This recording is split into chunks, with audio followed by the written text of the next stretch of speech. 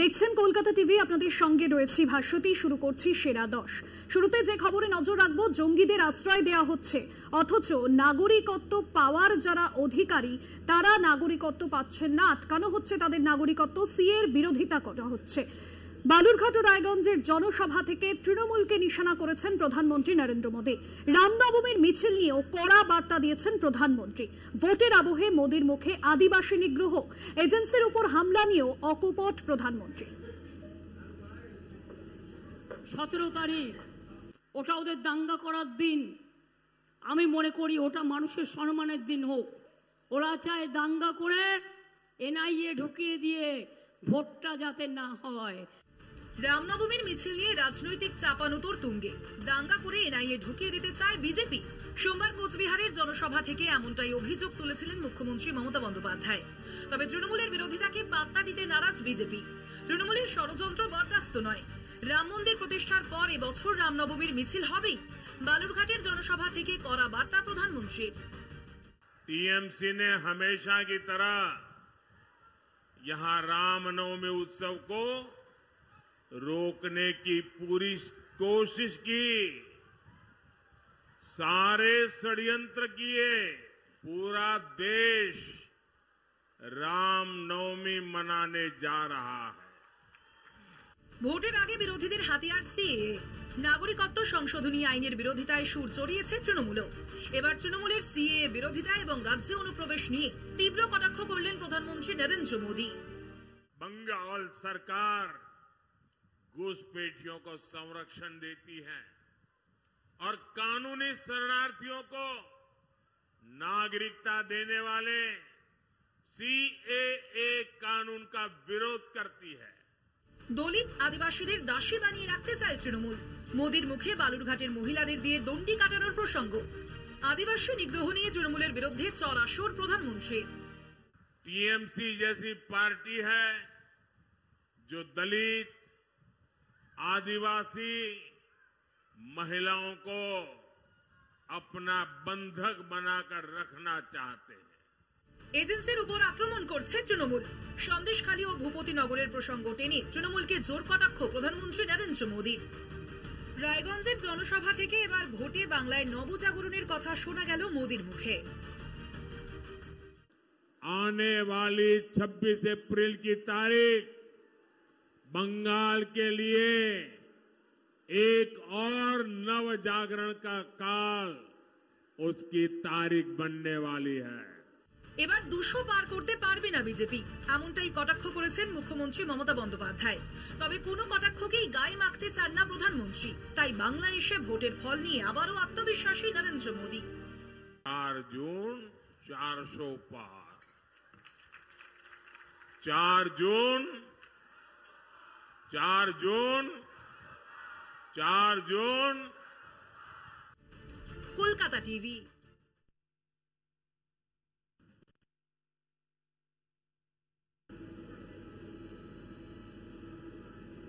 বিজেপির চোর স্লোগানে তীব্র কটাক্ষ মমতার। পারলে জিপ টেনে নিতাম, কিন্তু মোদী অমিত শাহ নয় বলে পারলেও তা করব না। জলপাইগুড়িতে মমতা বন্দ্যোপাধ্যায়ের নিশানায় বিজেপি। পাশাপাশি মমতা বন্দ্যোপাধ্যায়ের দাবি 400 পাওয়া তো দূরের কথা, 200 আসনও এবার বিজেপি পাবে না।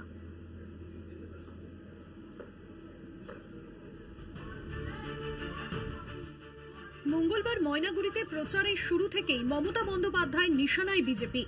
জলপাইগুড়িতে প্রার্থী নির্মল চন্দ্র রায়, তারই সমর্থনে মঙ্গলবার ময়নাগুড়িতে জনসভা করেন মুখ্যমন্ত্রী তথা তৃণমূল সুপ্রিমো। এবারের লোকসভা নির্বাচনে আপকি বার 400 পার স্লোগান তুলেছে বিজেপি। কিন্তু মঙ্গলবার ময়নাগুড়িতে মমতা বন্দ্যোপাধ্যায়ের দাবি 400 পাওয়া তো দূরের কথা, 200 আসনও এবার বিজেপি পাবে না। মমতা বলেন, জিতবে না বুঝতে পেরেই কেন্দ্রীয় এজেন্সি দিয়ে শাসানি, এত অপপ্রচার, এত অত্যাচার। এত মিথ্যে কথা, এত কুৎসা, এত অপপ্রচারের পথ নিত না। এরা জিতবে না, এরা 200 পার হবে না জেনে রাখবেন। এবার বিজেপি জিতছেন না। বাংলায় আমরা ফাইট করে জিতবো। তেমনি অন্যান্য রাজ্য, তামিলনাড়ুতে স্ট্যালিনরা জিতলে, পাঞ্জাবে অরবিন্দরা জিতলে, ইউপিতে অখিলেশরা করবে। অন্যান্য যে জায়গায় যে পার্টি আছে শক্তিশালী তারা সেইভাবে করবে। কিন্তু জেনে রাখবেন বিজেপির খাত কিন্তু শূন্য হয়ে যাবে। বিজেপি সরকার থাকলে যুক্তরাষ্ট্রীয় পরিকাঠামো ভেঙে যাবে, মোদী সরকার থাকলে আর কোনো নির্বাচন হবে না। শিলিগুড়ির সভামঞ্চে মমতার নিশানায় বিজেপি। আপনি কথাই বলতে পারবেন না আগামী দিন আদৌ আর নির্বাচন হবে কি? মোদী সরকার থাকলে আগামী দিন ভারতবর্ষে আর কোনো নির্বাচন হবে না, ফেডারেল স্ট্রাকচার থাকবে না, কনস্টিটিউশন বলে কিছু থাকবে না। One man one party, one nation one election, one nation one food, one nation one good goody good, এই হয়ে যাবে আগামী দিনের অবস্থা। সুযোগ থাকলে জিপটা টেনে নিতাম, জলপাইগুড়ির জনসভা থেকে হুঙ্কার দিলেন মমতা বন্দ্যোপাধ্যায়। প্রসঙ্গত চালসা যাওয়ার সময় তার গাড়ি দেখে বিরোধীরা চোর স্লোগান দেয় বলে অভিযোগ করেন মমতা। মমতা বলেন তিনি নরেন্দ্র মোদী, অমিত শাহ নন। আর এত বড় সাহস, আমার গাড়িকে দেখে বলছে চোর চোর চোর। সুযোগ থাকলে জিপটা আমি টেনে নিতাম, ইলেকশন বলে কিছু বলিনি। ইলেকশন না থাকলেও আমি জিপ টেনে নেওয়ার কথা বলবো না। এ তো মোদী বলে चुन चुन के देख लेंगे, चुन चुन के सबको जेल में भर देंगे। আমার মুখে শোয়া পেলে আমি জিপ টেনে নিয়ে কথা বলতাম, কিন্তু আমি ওটা বললাম ওটা যদি করতাম করতে পারতাম, কিন্তু এরকম করবো। 2019-এ গোটা উত্তরবঙ্গ খালি হাতে ফিরিয়েছে তৃণমূলকে, এবারে তাই বিশেষ নজর উত্তরবঙ্গে। এদিকে বিজেপির লক্ষ্য 2019-এর ফলাফল ধরে রাখা, ক্ষমতা দখলের লড়াই, প্রচারে মোদী মমতা। এখন শেষ হাসি কে হাসে তার জন্য 4 জুন পর্যন্ত অপেক্ষায় রাজ্যবাসী। কলকাতা টিভি।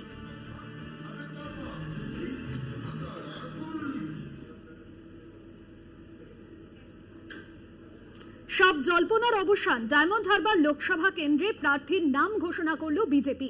নামই মুখ নয়, ডায়মন্ড হারবারে অভিষেক বন্দ্যোপাধ্যায়ের বিরুদ্ধে বিজেপির তুরুপের তাস স্থানীয় নেতা অভিজিৎ দাস ওরফে ববি। প্রার্থী তালিকাতেও লোকাল পে ভোকাল নরেন্দ্র মোদী সরকার। বিস্তর তালবাহানার পর ডায়মন্ড হারবার কেন্দ্রের বিজেপি প্রার্থীর নাম সামনে এলো। রাজ্যের 42টি আসনের মধ্যে একমাত্র ডায়মন্ড হারবার কেন্দ্রের প্রার্থীর নাম ঘোষণায় বাকি রেখেছিল বিজেপি। মঙ্গলবার সেই হাই ভোল্টেজ আসনের প্রার্থীর নাম ঘোষণা করল দল। ভূমিপুত্র অভিজিৎ দাস ওরফে ববির ওপর আস্থা রেখেছে বিজেপি। দক্ষিণ 24 পরগনার প্রাক্তন জেলা সভাপতি অভিজিৎ বর্তমানে বিজেপি রাজ্য কমিটির সদস্য। দলীয় সূত্রে খবর, তার নাম প্রস্তাব করেছিলেন বিজেপির রাজ্য সভাপতি সুকান্ত মজুমদার। সুষ্ঠু ভোট হলে জামানত জব্দ হবে অভিষেকের, দাবি অভিজিতের। আপনি এখানটায় নিউট্রালিটি বজায় রেখে কি এখানে ভোটটা হবে? যদি হয় তো জেনে রাখবেন অভিষেক ব্যানার্জির এখানটায় জামানত জব্দ হবে। 16.66% ভোট পাবে না ও। জামানত বজায় রাখতে হলে ওই ভোটটা তো পাওয়া দরকার, তো এটা পাবে না, এখানে ভোট করতে হবে। এবারই প্রথম নয়, 2009 এবং 2014 সালে ডায়মন্ড হারবার থেকেই বিজেপির টিকিটে লড়েছিলেন অভিজিৎ দাস। 2009-এর লোকসভায় সৌমেন মিত্রের কাছে এবং 2014-তে অভিষেক বন্দ্যোপাধ্যায়ের কাছে হেরেছিলেন অভিজিৎ। এহেন অভিজিৎই ডায়মন্ড হারবারের মতো হাই প্রোফাইল আসনে বিজেপির ভরসা। তার নাম ঘোষণায় ভোটের লড়াইয়ের আগেই হেরে গেল বিজেপি, কটাক্ষ তৃণমূলের। বিজেপির জনজন সভায় 42টা আসনে তৃণমূল কংগ্রেস প্রার্থী দেওয়ার পর ভারতবর্ষ তথা পৃথিবীর সর্ববৃহৎ রাজনৈতিক দল যারা ভারতবর্ষ ছেড়ে দিন এই বাংলায় 42টা আসনে প্রার্থী দিতে পারেনি। অভিষেক বন্দ্যোপাধ্যায়ের বিরুদ্ধে দূরবীন দিয়ে তারা প্রার্থী খুঁজে বেড়াচ্ছিল। অনেকেই বড় বড় কথা বলে মাঠ থেকে পালিয়ে গেছেন। আর এখন যাকে প্রার্থী করা হলো সেই প্রার্থী করার মধ্যে দিয়ে বিজেপি নির্বাচনের আগেই 4 জুনের ফলাফল ঘোষণার আগেই 5 লক্ষ ভোটে পরাজয় সুনিশ্চিত করল। ভূমিপুত্র অভিজিতের প্রশংসায় পঞ্চমুখ বিজেপি। সুষ্ঠু ভোট হলে অভিজিতের জয় সম্ভব বলে দাবি বিজেপির।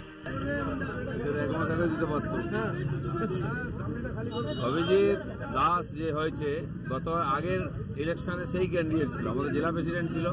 পুরনো লড়াই, আরে ও ওখানকার ভূমিপুত্র লড়াই করেছে, সংগঠন দান করিয়েছে, আর উনি বাইরের থেকে গেছেন। দেখা যাক লোক কার সঙ্গে থাকে। সাথে যুক্ত আছে, এর আগে লড়াইও করেছে। সেই সময় তো ভোট লুট হয়ে গেছে, যার জন্য কিছু হতে পারেনি। এবার ভোট অন্তত লুট হবে না, সেই কারণে মানুষের ভোট মানুষ দিলে ওই কেন্দ্রে বিজেপির জয় নিশ্চিত। ভূমিপুত্র অভিজিতের এলাকায় স্বচ্ছ ভাবমূর্তি রয়েছে। পেশায় আইনজীবী অভিজিৎ যে দলের একনিষ্ঠ কর্মী তা মানতে দিল্লি এবং রাজ্যের বিজেপি নেতৃত্বের মধ্যে দ্বিমত নেই। ডায়মন্ড হারবারের রাজনৈতিক পরিস্থিতি হাতের তেলের মতো চেনেন তিনি। এলাকার শ্রমিক মহলেও যথেষ্ট জনপ্রিয়তা রয়েছে তাঁর। দল তাঁর ওপর ভরসা রাখায় অভিজিৎ খুশি। তবে ডায়মন্ড হারবার যে তাঁর জন্য কঠিন ঠাঁই হতে চলেছে তা জানেন অভিজিৎ। শেষ দফায় 1 জুন ভোট রয়েছে ডায়মন্ড হারবারে। ত্রিমুখী লড়াইয়ে অভিজিৎ অভিষেকের সঙ্গে লড়ছেন বামেদের তরুণ তুর্কি প্রতিকুর রহমানও। কলকাতা টিভি। সেরা 10-এর সময় এখন একটা বিরতির, ফিরছি বিরতির পর, সঙ্গে থাকুন। ফিরে এলাম বিরতির পর, আর এবার যে খবরে নজর রাখবো, লখনৌ সুপার জায়ান্টসে জিতে আবারও চনমনে নাইট বাহিনী।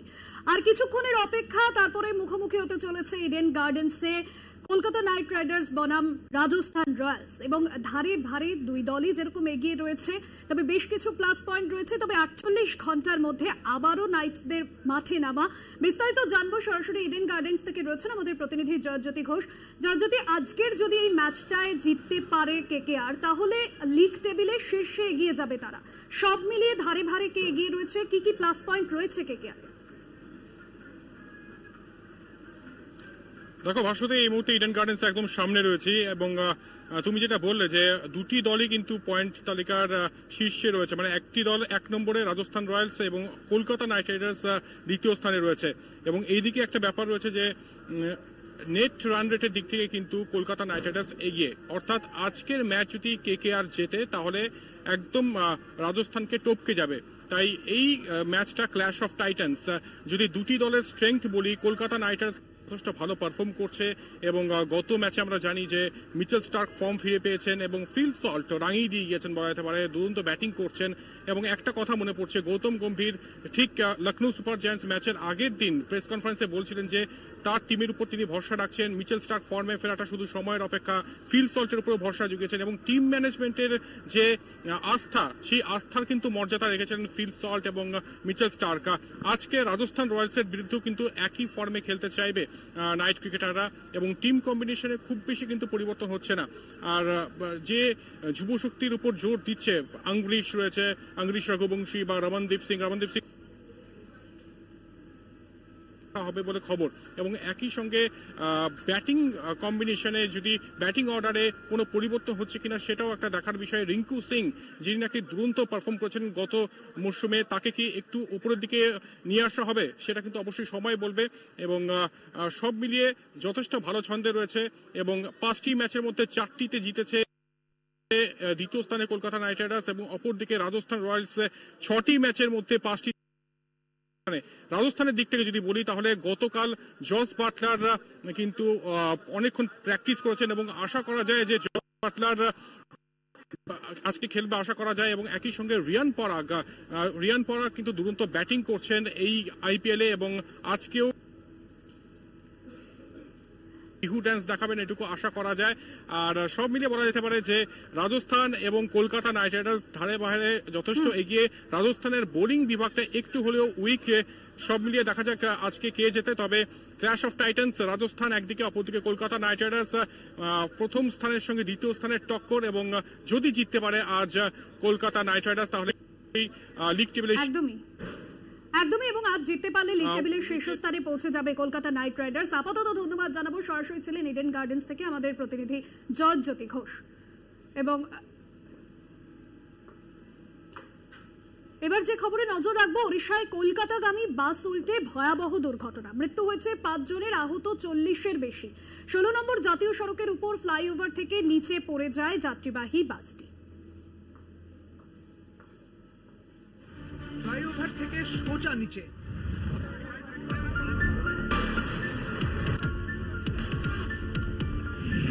উড়িষ্যায় জাজপুরে মর্মান্তিক দুর্ঘটনা। 16 নম্বর জাতীয় সড়কে ভয়াবহ বাস দুর্ঘটনা। দুমড়ে মুচড়ে গেল পুরী থেকে কলকাতাগামী যাত্রীবাহী বাস।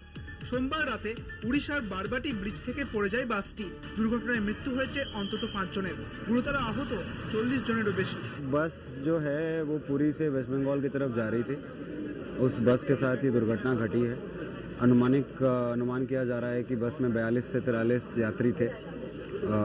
इसमें से करीब 35 लोगों को एससीबी कटक को रेफर किया जा चुका है एंड अभी तक जो जानकारी मिली है उसमें 5 लोगों की मृत्यु की घटना पता चला है।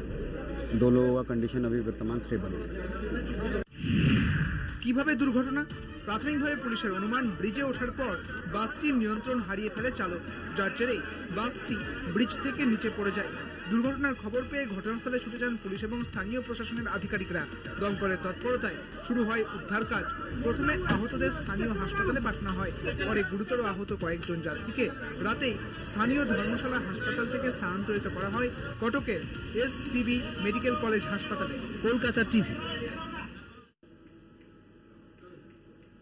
ওড়িশার জাজপুরে দুর্ঘটনার কবলে কলকাতাগামী বাস, ব্রিজ থেকে নিচে পড়ে মৃত্যু হয়েছে অন্তত 5 জনের, আহত বহু। আহতদের মধ্যে 32 জন বাংলার মানুষ। মৃতদের মধ্যে 3 জন পূর্ব মেদিনীপুরের বাসিন্দা। ঘটনায় উদ্বিগ্ন রাজ্য প্রশাসন। লাগাতার ওড়িশা প্রশাসনের সঙ্গে যোগাযোগ। ওড়িশায় রওনা দিয়েছেন দমকল মন্ত্রী সুজিত বসু। ওড়িশার জাজপুরে ভয়াবহ বাস দুর্ঘটনা। পুরী থেকে কলকাতাগামী একটি যাত্রীবাহী বাসে দুর্ঘটনা, মৃত অন্তত 5, আহত বহু। দুর্ঘটনাগ্রস্ত বাসটিতে 50 জনেরও বেশি যাত্রী ছিলেন বলে প্রাথমিক তদন্তে জানা গিয়েছে। সূত্রের খবর, বাস দুর্ঘটনায় যারা আহত হয়েছেন তাদের মধ্যে 32 জন বাংলার। তাদের মধ্যে বেশিরভাগই পূর্ব মেদিনীপুরের বাসিন্দা, কয়েকজন পশ্চিম মেদিনীপুরের। 2 থেকে 3 জন কোচবিহারের বাসিন্দা বলে জানা গেছে। দুর্ঘটনায় মৃত 5 জনের মধ্যে 3 জন পূর্ব মেদিনীপুরের বাসিন্দা। ঘটনায় উদ্বিগ্ন রাজ্য সরকার। ওড়িশার প্রশাসনের সঙ্গে লাগাতার যোগাযোগ রাখছে রাজ্য প্রশাসন। রাজ্যের 6 জন অফিসার গিয়েছেন কটক হাসপাতালে। রাজ্যের তরফে অ্যাম্বুলেন্স, বাস, সিভিল ডিফেন্সের লোক পাঠানো হয়েছে। এছাড়াও 5টি ক্রিটিক্যাল কেয়ার অ্যাম্বুলেন্সও পাঠানো হয়েছে। वेस्ट बंगाल से पश्चिम मेदिनीपुर डिस्ट्रिक्ट से कोई गाड़ी अलग से लेकर आए हैं और 5 एम्बुलेंस भी है हमारे साथ। एम्बुलेंस और ये गाड़ी लेकर हम लोग यहाँ पर डिस्कस करें। वहीं पे तो रास्ते में तो गाड़ी तो है ही और एम्बुलेंस भी है, और जो हमारे जो CMO साहब हैं उन डिस्ट्रिक्ट में वो भी वहीं पे सब इंतजाम करके रखे हैं, और डिस्ट्रिक्ट मजिस्ट्रेट भी टाइम टू टाइम हम लोगों का जो ख्याल रख रहे हैं और खबर भी ले रहे हैं। বাস দুর্ঘটনায় শোক প্রকাশ করে এক স্যান্ডেলে পোস্ট করেছেন মুখ্যমন্ত্রী মমতা বন্দ্যোপাধ্যায়।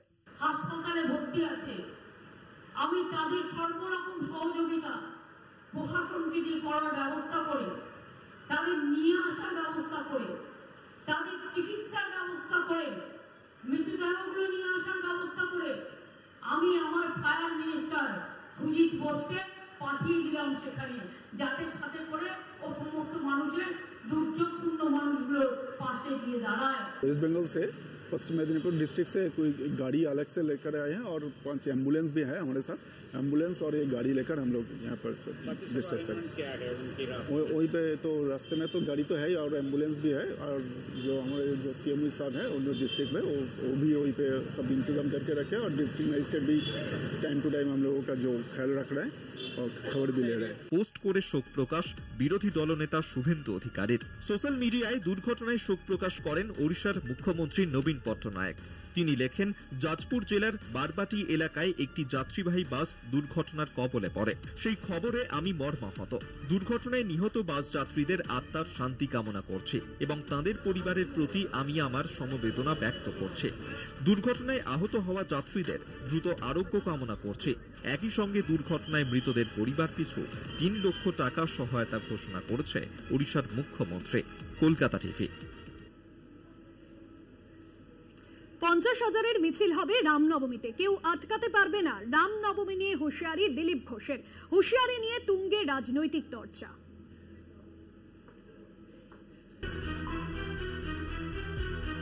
রাজনৈতিক বিশ্লেষকদের একাংশের মতে, লোকসভা নির্বাচনের আগে রামনবমী নিয়ে রাজনীতি তুঙ্গে।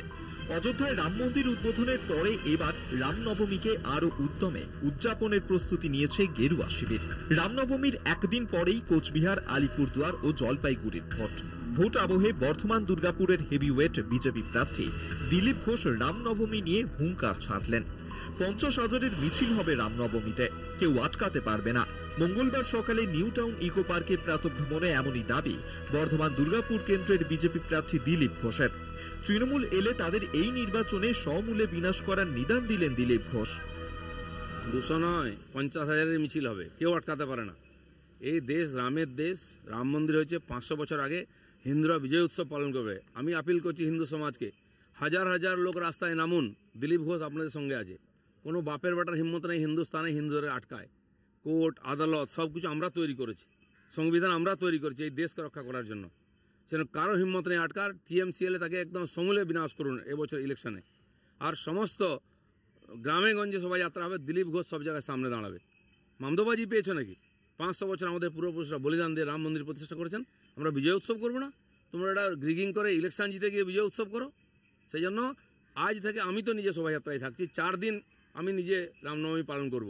কার কত দম আছে আটকাক।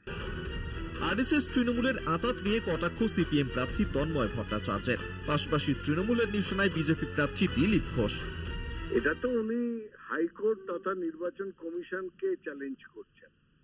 যারা ভারতের আইন মানে না, কোর্ট মানে না, তারাই এসব কথা বলতে পারেন। প্রথম থেকেই তো হুমকি ধমকি চমকি এইসব করেই দিলীপ ঘোষ আছেন। সুতরাং এগুলো হচ্ছে আইন না মানা এক একজন লোকের কথা। তারা আবার আইনসভার সদস্য হতে যাচ্ছেন। মানুষ ওনাকে দরজা দেখিয়ে দেবেন। দিলীপ ঘোষ যদি কোর্টের নির্দেশ না মানেন সেটা দেখাটা প্রশাসনের দায়িত্ব। কিন্তু প্রশাসন, তাদের সঙ্গে তো বিজেপির সেটিং আছে। আরএসএস এবং বিজেপি তারা তো পরস্পরের সঙ্গে সম্পৃক্ত। আর রামনবমীর মিছিল মানে তো আরএসএস এর মিছিল। সুতরাং এ নিয়ে আমাদের মন্তব্য করার কিছু নেই। রাজ্যে রাম মহোৎসব শুরু করে দিয়েছে বিশ্ব হিন্দু পরিষদ। দুই শাসক দল কেন্দ্রের ও রাজ্যের ক্ষমতা দখলের প্রতিযোগিতাতে রামনবমী কি অন্যতম হাতিয়ার? প্রশ্ন রাজনৈতিক মহলের। কলকাতা টিভি।